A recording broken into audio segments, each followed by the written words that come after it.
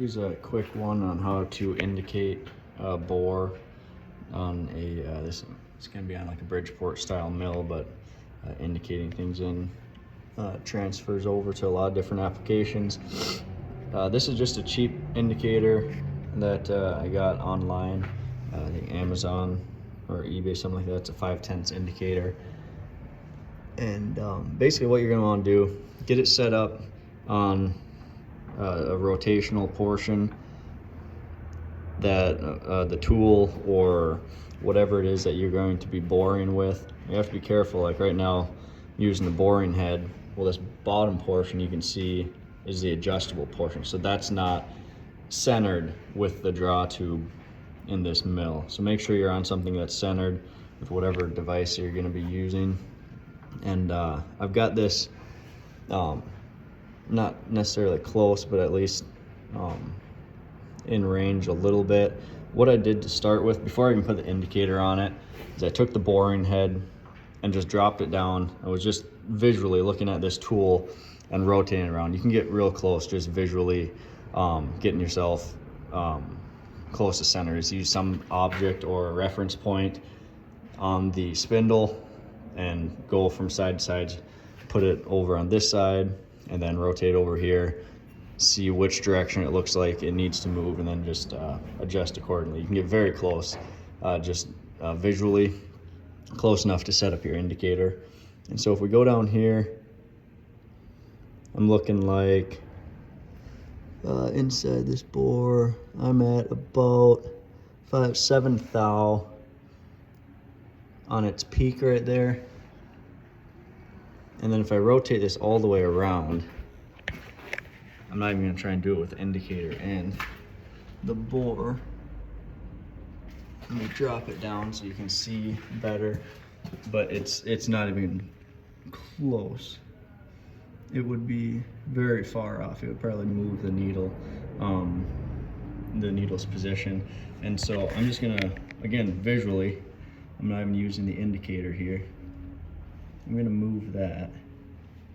You can see I'm just moving it a little bit, just to get it visually where I think it might be a little bit closer. So I'm gonna go back to this side. I'm gonna adjust my indicator a little bit here. All right, I went a little too far. This indicator doesn't have a fine adjustment on it. Some of them have a fine adjustment screw, which is handy for doing this kind of stuff, but you can definitely do it without. All right, there we go. So we're sitting there, not quite a full rotation around, and we might, a full rotation on the dial is what I was referencing. Let's see how we look compared to this other side. All right, so now we have a reference number because the needle is still engaged. So on this side,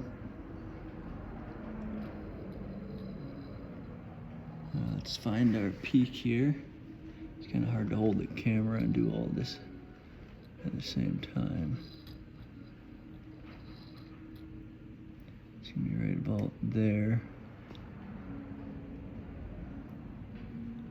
So we're looking at about right on that 5 thou mark. If we go to this side, we're like at right at the 5 thou, the opposite side of the dial. Oops, sorry about that. And so I'm just gonna adjust this halfway between the two of them. So we're gonna go, oops, a little bit far there.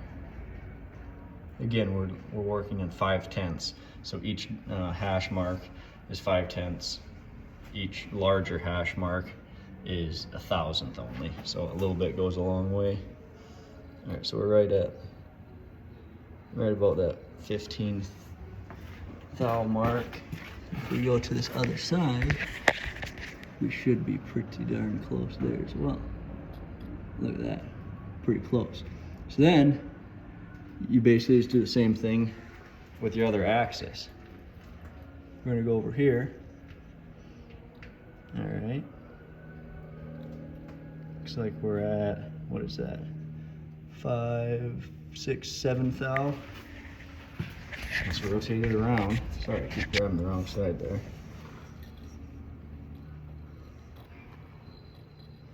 Seven thou, and this one is 5, 6, 7.5.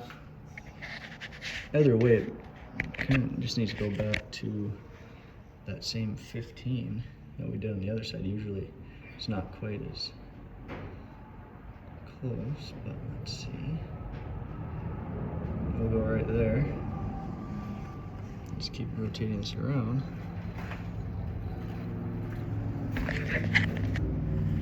Let's see where we're at. So over here, see that, just over that 15.